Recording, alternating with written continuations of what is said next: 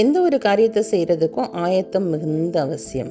தேவன் தன்னுடையவர்களுக்கு ஆயத்தம் பண்ணினதை கண் கண்டதும் இல்லை, காது கேட்டதும் இல்லை, ஒருவரும் அதை தங்கள் இருதயத்துல உணர்ந்தது கூட கிடையாதாம். அப்படி இந்த உலகத்தை படைக்கும் பொழுது மனிதனுக்காக அதை பார்த்து பார்த்து அழகாய் படைத்து தான் படைத்த அந்த அழகிய உலகத்தில் மனிதனை வைத்த தேவன் பின் அவர்களுக்காக அவர் ஆயத்தம் பண்ணின காரியங்கள் அநேகம். உங்கள் இருதயம் கலங்காதிருப்பதாக தேவனிடத்தில் விசுவாசமாயிருங்கள், என்னிடத்திலும் விசுவாசமாயிருங்கள். என் பிதாவின் வீட்டில் அநேக வாசஸ்தலங்கள் உண்டு. அப்படி இல்லாதிருந்தால் நான் உங்களுக்கு சொல்லியிருப்பேன். ஒரு ஸ்தலத்தை உங்களுக்காக ஆயத்தம் பண்ண போகிறேன். நான் போய் உங்களுக்காக ஸ்தலத்தை ஆயத்தம் பண்ணின பின்பு நான் இருக்கிற இடத்திலே நீங்களும் இருக்கும்படிக்கு நான் மறுபடியும் வந்து உங்களை என்னிடத்தில் சேர்த்துக் கொள்வேன் அப்படின்னு சொல்லிதான் ஆண்டவராகிய இயேசு கிறிஸ்து இந்த உலகத்திலிருந்து போனார். அப்ப நமக்காக ஒரு அழகிய வாசஸ்தலத்தை ஒரு பரலோகத்துல ஆயத்தம் பண்ணி கொண்டிருக்கிறார். அப்ப நம்ம என்ன செய்யணும் அப்படின்னு சொன்னா, நாம் நம்பி இருக்கிற ஆனந்த பாக்கியத்துக்கும் மகாதேவனும்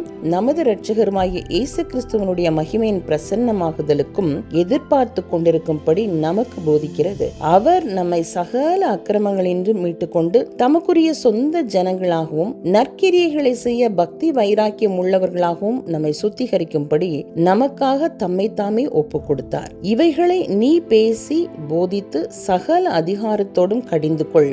ஒருவனும் உன்னை அசட்டை பண்ண இடம் கொடாதிருப்பாயாக. சோ நமக்காக தேவன் ஆயத்த பண்ணி இருக்கிற இடத்துக்கு போகணும்னு சொன்னா நாமும் ஆயத்தமாக இருக்கணும். நம்மோடு கூடின எல்லா கூட்டத்தையும் நம்மால் இயன்றவரை நம்ம ஆயத்தம் பண்ணணும். நற்கிரியைகளை செய்ய நாம் ஆயத்தமாயிருக்கணும். ஒருவனையும் தூஷியாமலும் சண்டை பண்ணாமலும் பொறுமை உள்ளவர்களாய் எல்லா மனுஷருக்கும் சாந்த குணத்தை காண்பிக்கவும் அவர்களுக்கு நினைப்பூட்டு என்று வேதத்திலே எழுதப்பட்டிருக்கிறது. அப்ப நம்ம சாந்த குணம் உள்ளவர்களாக, இயேசு கிறிஸ்துவை போல அன்பும் சமாதானமும் நீடிய பொறுமை உள்ளவர்களாக இந்த உலகத்துல நாம் அவருக்காக காத்திருக்கிறது மாத்திரம் இல்லாம நம்மோடு கூடின கூட்டத்தையும் ஆயத்தப்படுத்துவது தேவன் நமக்காக வைத்த ஒரு பெரிய பங்கு. மரியாளோ தன்னை விட்டு எடுபடாத நல்ல பங்கை தெரிந்து கொண்டாள்.